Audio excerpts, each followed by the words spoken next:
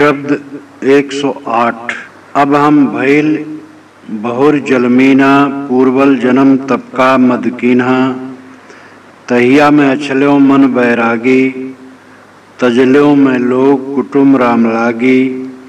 तजल्यों में काशी मति भई भोरी, प्राणनाथ कऊ कागति मोरी।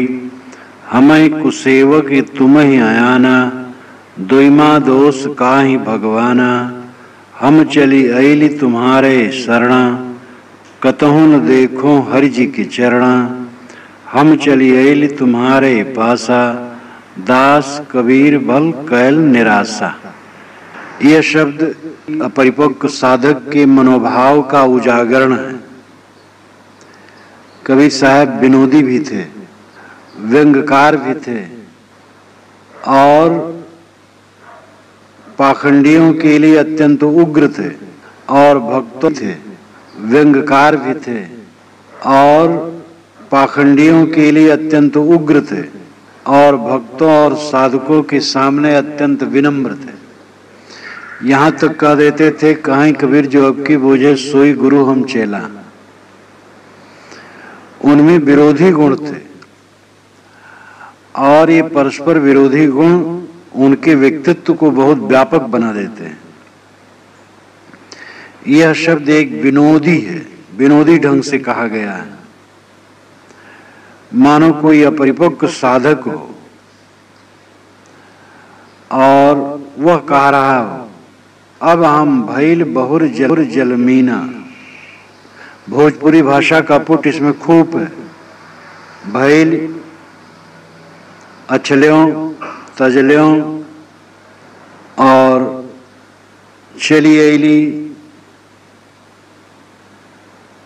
ये सभी शब्द भोजपुरी भाषा के अंतर्गत आते हैं। अब हम भइल बहुर जलमीना, पूर्वल जन्म तपका मदकीना। पूर्व जन्म में हम तपस्वी थे और उसके प्रभाव से हमें भक्ति में गति मिली, लेकिन हमने उसका मद किया कि हम किसी प्रकार पतित नहीं हो सकते हैं क्योंकि हमारे ऊंचे संस्कार हैं। लेकिन वो हमारा मद हमें शिथिल कर दिया। इसलिए अब हम भइल बहुर जलमीना।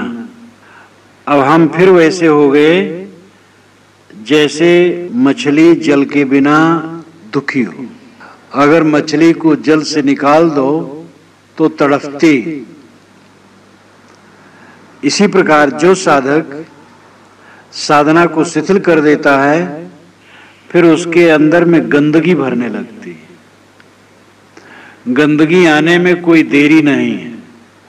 अनाद काल के अपने गंदे संस्कार, इंद्रियां साथ में और दृश्य संसार का सामने है। अगर साधक असावधान हो तो गंदगी आने में कोई देरी नहीं। योगो ही प्रभवाप्यो, योग प्रभव और अपाय होने वाला है। प्रभव नाम उदय होना, अपाय नाम अस्त होना। योग अगर निरंतर चलता रहे तब तो साधक अनासक्त होता जाता है, और योग अगर ढीला हो जाएगा तो फिर आसक्त हो जाएगा। कल्याण के जितने अंग हैं, सभी अंगों का उपयोग अगर होता रहे, सेवा, विनम्रता, कोमल भावना, दासातन, स्वाध्याय, साधना, चिंतन, मनोनिग्रह, ये सभी अंग लेकर के जो साधक चलता रहेगा, निरंतर वो प्रगति करता चला जाएगा। उसकी आसक्ति निरंतर नष्ट होती चली जाएगी। साधना की उत्कर्षता और ऊंचाई पर पहुंचने का लक्षण है आसक्ति और मोह का नाश होते जाना। जहां हम रह रहे हैं चारों तरफ जो कुछ है कुछ मेरा नहीं, और इनके प्रति जो हमारे मन में आसक्ति होती है यही हमें बांधती है। इस बंधन का सर्वथा नाश हो जाना मोक्ष है। जब आदमी असावधान होता है, प्रमाद करता है, किसी भाव को लेकर मन में अहंकार आता है उसके, तो फिर वही दशा हो जाती है जैसे मछली को पानी में से अलग कर दो और वो पीड़ित हो। अब हम भैर बहुल जलमीना।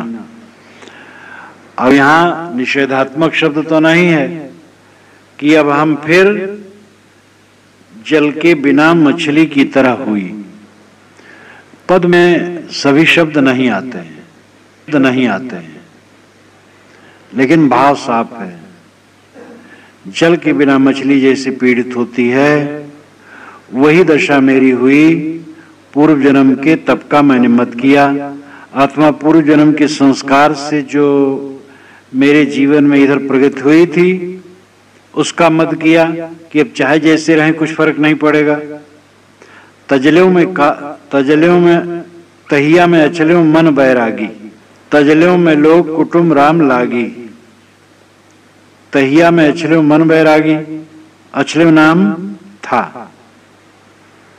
उस समय मैं मन से बैरागी था, मेरे मन में पूर्ण वैराग्य था। तजल्यों में लोग कुटुंब राम लागी, राम के लिए, राम में लगकर, राम में विश्राम पाने के लिए, राम में रमने के लिए मैंने कुल कुटुंब परिवार सबका परित्याग कर दिया था। तजल्यों में काशी मति भई भूरी, लेकिन मेरी बुद्धि भोरी हो गई, भोली हो गई। जो ज्ञान भक्ति का स्थान काशी है उसका मैंने परित्याग कर दिया। प्रमाद में पढ़ करके उन्मादी हो गया। प्राणनाथ कहो का गति मोरी, हे प्राणनाथ कहो मेरी गति क्या होगी। मैं तो अहंकार बस वैराग त्याग ढीला कर दिया और संगत छोड़ दी। हमें को सेवक तुम्हें आना, दोइमा दोष काहि भगवाना। हे भगवान दोनों में किसका दोष है। हम कुसेवक हैं कि तुम ही अज्ञानी हो, नहीं समझ पाते हो। हम तो तुम्हारी शरण में आए कि तुम हमारा उद्धार करोगे, लेकिन तुम हमारा उद्धार नहीं कर रहे हो। हम कुसेवक हैं कि तुम्हें आना, तुम ही नहीं समझ पाते हो। दोइमा दोष काहि भगवाना, हे भगवान दोनों में किसका दोष है, हमारा दोष है कि आपका दोष है। मैं देखता हूं कि मेरा दोष नहीं है, क्योंकि हम चली एली तुम्हारे शरणा। हम तो तुम्हारी शरण में आ गए हैं कि तुम देखो हरि जी के चरणा, लेकिन हरि जी के चरण कहीं दिखाई नहीं देते। भगवान भगवान पुकारते पुकारते मेरे बहुत समय बीत गए और भगवान कहीं मिल नहीं रहा। हम चलिए तुम्हारे पासा, हे प्रभु हम तो तुम्हारे पास चले आए। दास कबीर भल कैल निराशा, लेकिन कबीर दास को तूने बड़ा निराश किया। कबीर साहब अपना नाम ले करके उसी बहाने ये विनोदी शब्द कहते हैं कि साधक बहुत निराश हो गया। अब इसमें कोई ये कल्पना कर ले, क्योंकि विद्वान लोग छिछली बातें रखते हैं। विद्वानों में साधना की गहराई न होने की वजह उस शब्द को लेकर के पकड़ लेते हैं और भाव नहीं समझ पाते हैं, पूर्वा पर विचार नहीं कर पाते हैं।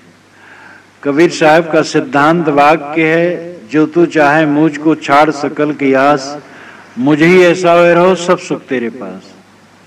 अगर तुम मुझे चाहते हो तो सारी कामनाओं को छोड़ करके मेरे समान निष्काम हो जाओ। जैसे उन्होंने 103वें शब्द में कहा कि क्या काशी क्या मघर ऊसर जो पे हृदय राम बसे मोरा, जो काशी तन तजे कबीरा तो राम ही को कौन ने हो रहा। चाहे काशी में शरीर छूटे, चाहे मगहर में छूटे, चाहे ऊसर जमीन में छूटे, मेरे अंदर में कुछ फर्क होने वाला नहीं है, क्योंकि मैं निरंतर राम में लीन हूं। इस प्रकार जो राम रूप है, आत्मलीन पुरुष है, उसके लिए कुछ फर्क नहीं पड़ता है। पूरा बीजक उनकी वाणी विधेयात्मक शब्दों से भरा हुआ है, और उसको न समझ करके कोई अखबारी छाप समीक्षा करने लगे कि कभी काशी से गए तो पछताने लगे कि मैंने बड़ा गलत किया, तो ये उस समीक्षक का दुर्भाग्य होगा। वस्तुतः एक विनोदी शब्द है, विनोद में साहब ने कहा है, और भक्त इसी प्रकार कल्पना करके दुखी होता है, क्योंकि भक्त अलग मानता है भगवान को, अलग मान करके कभी कुछ मिलने वाला नहीं। जो सगुण भगवान माने गए वे देहधारी थे, उनकी देहें छूट गई, उनकी आत्मा अपनी गति पाई, उनसे मुलाकात कैसे होगी? अगर किसी की मुलाकात भी हो जाए तो फिर छूट जाएगा। जो परम विश्राम का स्थल है वो निज स्वरूप ही है। स्वरूप ज्ञान हुए बिना ये निस्वरूप ही परमात्मा, पर ब्रह्म और परम तत्व है, यह समझे बिना कोई भटकता ही रहेगा। निस्वरूप का ज्ञान जिसको नहीं है, बाहर हरि के चरण देखना चाहता है, वो एक भावुकता है। और ऐसी भावुकता खूब है संसार में। करकंज पद कंजारणम गाया जाता है, उसके हाथ पैर सब कमल के समान है। किसी महापुरुष के हाथ पैर कमल के समान रहे होंगे तो 17-18 से लेकर के 25-30 के अंदर उसके रहे होंगे कोमल कोमल शरीर, फिर तो रुखरे हो गए होंगे। और वो आज क्या मिल सकता है? तो सगुण उपासक निराश होता है अंत में, क्योंकि बाहर से कुछ मिलने वाला नहीं। इस प्रकार सगुण उपासकों पर व्यंग करते हुए साहब ने ये शब्द कहा,